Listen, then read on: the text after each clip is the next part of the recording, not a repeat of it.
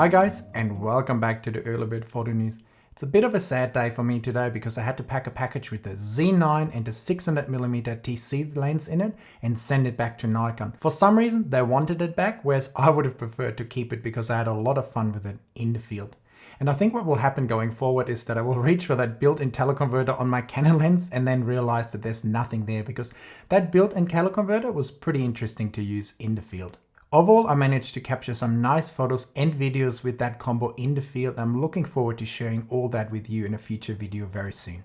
It's been also quite interesting and challenging for me to deep dive into the Nikon menu system and all the settings to really find a way for the Z9 to work the way I wanted it to work. And after a few days of trial and error, I actually found a few setups that worked really well for me in the field. And in the end, I found a way to basically only have one button to press to focus. So I was pretty happy with how I set it up in the end. Before sending off the 600mm prime lens, I also put it side by side with my RF 600mm lens. And which one would you guys prefer? The heavier, shorter lens with a built-in teleconverter or the lighter, slightly longer lens? Last week's Early Bird Photo News I called Where's the Good Stuff Canon, without actually knowing that Canon would release the latest firmware for the R5 just a few hours later. And ironically, firmware 1.8.1 didn't include exactly a lot of good stuff other than the pixel shift.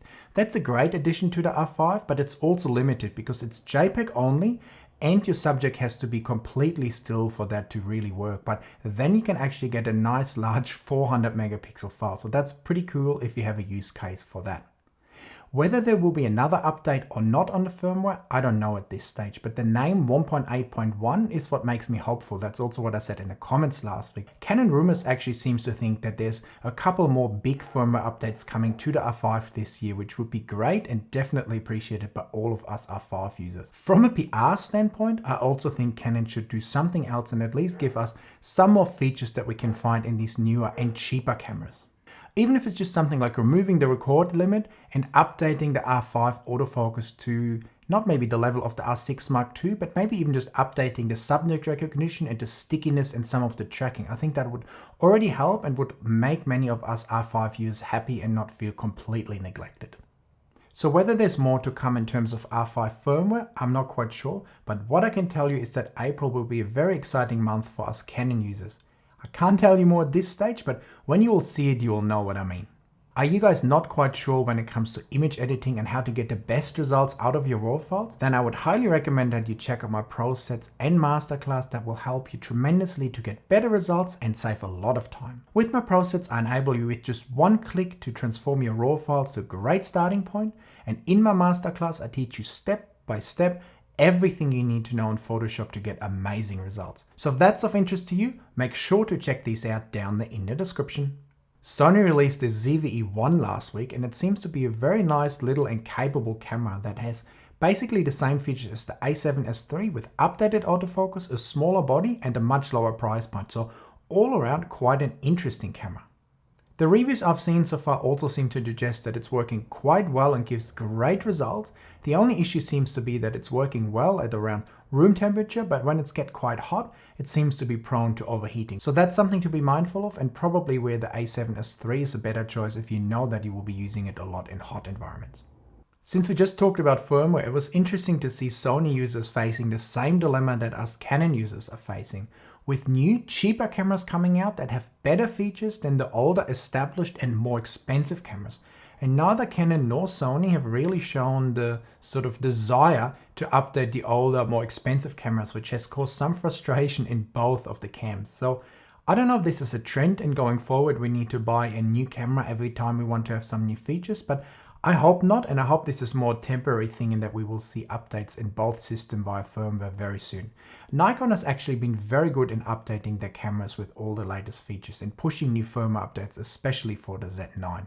Looking at the Sony A1, their flagship camera, it's still lacking a bunch of features that the much cheaper cameras have, and Sony still hasn't given us a new firmware update for that camera to kind of bring it up to speed. And this is something I think is quite disappointing and hopefully will be addressed very soon. Last week I asked you guys about your experiences with the SanDisk Extreme and Extreme Pro SSD external hard drives.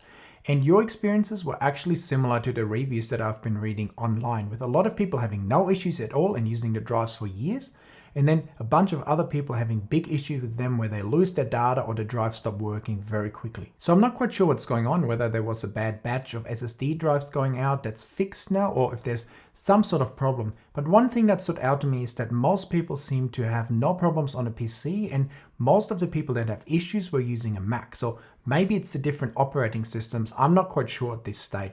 Every time I order something at B&H Photo in New York, I'm amazed how quickly things arrive in Australia.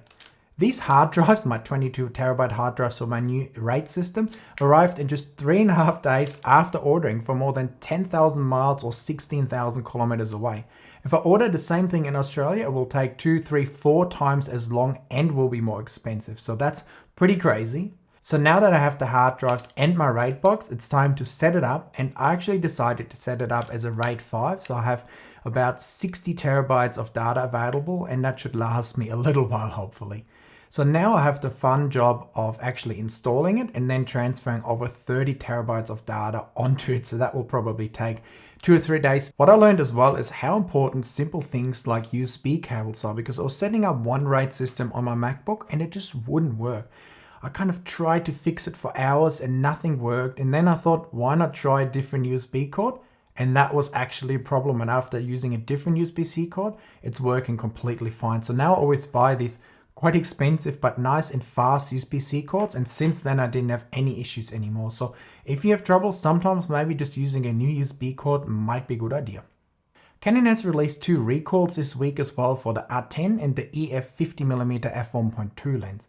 Apparently the R10 or some of the R10s make a very strange noise when you're using the built-in flash, and the 50mm lens has some inconsistencies with the exposure in hot environments. So if you want to check if your product is affected, I put some links for you down there in the description. And if you're a user of the 50mm lens, if your serial numbers start with these numbers, your lens may be affected as well, and you should probably be contacting Canon.